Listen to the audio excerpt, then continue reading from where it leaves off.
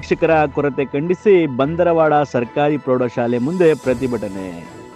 ಸರ್ಕಾರಿ ಪ್ರೌಢಶಾಲೆ ಬಂದರವಾಡದಲ್ಲಿ ಇಂಗ್ಲಿಷ್ ಭಾಷಾ ಶಿಕ್ಷಕರ ಕೊರತೆ ಮುಂದಿರುವುದನ್ನು ಖಂಡಿಸಿ ಇಂದು ವಿದ್ಯಾರ್ಥಿಗಳು, ಗ್ರಾಮಸ್ಥರು ಹಾಗೂ ಗ್ರಾಮ ಪಂಚಾಯಿತಿ ಅಧ್ಯಕ್ಷರಾದ ನಿಂಗಪ್ಪ ಗೋಲಗೆರೆ ಅವರೊಂದಿಗೆ ಸೇರಿ ಪ್ರತಿಭಟನೆ ನಡೆಸಿದರು.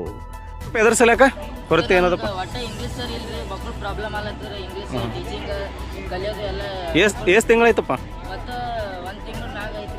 ಹಲವು ತಿಂಗಳುಗಳಿಂದ ಇಂಗ್ಲಿಷ್ ಶಿಕ್ಷಕರು ನೇಮಕವಾಗದೇ ಇರುವುದರಿಂದ ವಿದ್ಯಾರ್ಥಿಗಳ ಶೈಕ್ಷಣಿಕ ಭವಿಷ್ಯಕ್ಕೆ ಧಕ್ಕೆ ಉಂಟಾಗುತ್ತಿದೆ ಎಂದು ಪ್ರತಿಭಟನಾಕಾರರು ಆಕ್ರೋಶ ವ್ಯಕ್ತಪಡಿಸಿದರು.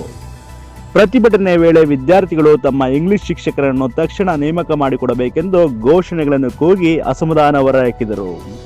ಇಂದಿನ ಸ್ಪರ್ಧಾತ್ಮಕ ಯುಗದಲ್ಲಿ ಇಂಗ್ಲಿಷ್ ಭಾಷೆಯ ಮಹತ್ವ ಅತ್ಯಂತ ಹೆಚ್ಚಾಗಿದ್ದು, ಶಿಕ್ಷಕರಿಲ್ಲದ ಕಾರಣ ಪಾಠಗಳಲ್ಲಿ ಹಿಂದುಳಿಯುವ ಸ್ಥಿತಿ ನಿರ್ಮಾಣವಾಗುತ್ತಿದೆ ಎಂದು ಅವರು ಹೇಳಿದರು. ಗ್ರಾಮಸ್ಥರು ಹಾಗೂ ಗ್ರಾಮ ಪಂಚಾಯಿತಿ ಅಧ್ಯಕ್ಷರು ವಿದ್ಯಾರ್ಥಿಗಳ ಪ್ರತಿಭಟನೆಗೆ ಬೆಂಬಲ ನೀಡಿ ಸರ್ಕಾರಿ ಶಾಲೆಗಳಲ್ಲಿ ಮೂಲಭೂತ ಸೌಲಭ್ಯಗಳ ಜೊತೆ ವಿಷಯ ಶಿಕ್ಷಕರ ನೇಮಕತೆ ಅಗತ್ಯವಿದೆ ಎಂದು ಒತ್ತಾಯಿಸಿದರು. ಈ ಸಂದರ್ಭದಲ್ಲಿ ಕ್ಷೇತ್ರ ಶಿಕ್ಷಣಾಧಿಕಾರಿಗಳು ಹಾಗೂ ಉಪನಿರ್ದೇಶಕರಿಗೆ ತಕ್ಷಣ ಇಂಗ್ಲಿಷ್ ಶಿಕ್ಷಕರನ್ನು ನಿಯೋಜಿಸುವಂತೆ ಮನವಿ ಸಲ್ಲಿಸಲಾಯಿತು. ಶೀಘ್ರದಲ್ಲೇ ಸಮಸ್ಯೆಗೆ ಪರಿಹಾರ ದೊರಕದಿದ್ದಲ್ಲಿ ಹೋರಾಟವನ್ನು ಮತ್ತಷ್ಟು ತೀವ್ರಗೊಳಿಸಲಾಗಿ ಪ್ರತಿಭಟನಾಕಾರರು ಎಚ್ಚರಿಕೆ ನೀಡಿದರು.